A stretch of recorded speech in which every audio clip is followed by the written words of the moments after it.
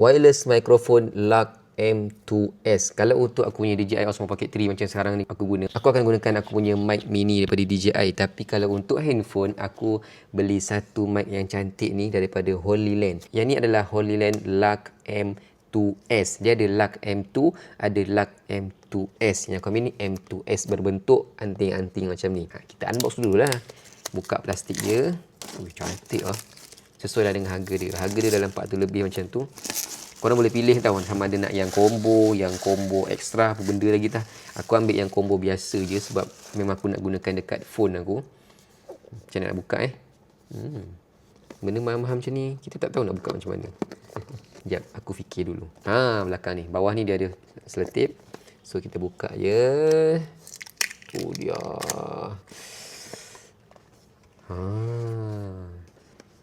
We are here for you.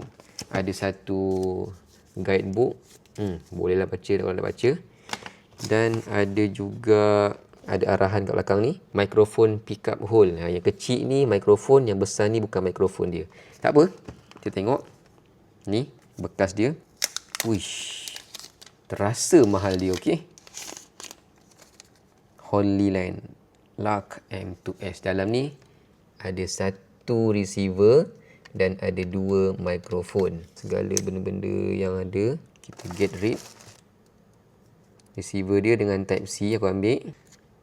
Ni mikrofon dia. Yang kecil ni mikrofon dia, yang besar ni bukan mikrofon dia. Lepas tu ada satu button untuk noise cancellation. Dekat dia punya receiver pun ada satu button ni juga, sama juga. Kita boleh tekan mana-mana yang kita nak, sama ada dekat mikrofon dia ataupun dekat dia punya receiver dia. Tanggalkan stiker bawah ni So bila dah tanggalkan, dia akan cas. Mantap. Casing dia ni pun adalah battery supply tau. So masukkan aja mikrofon dekat dalam casing ni, maka dia akan cas mikrofon tu. Belakang ni ada satu lubang type C untuk kita cas casing mikrofon ni. Apa lagi ada dalam ni? Okey.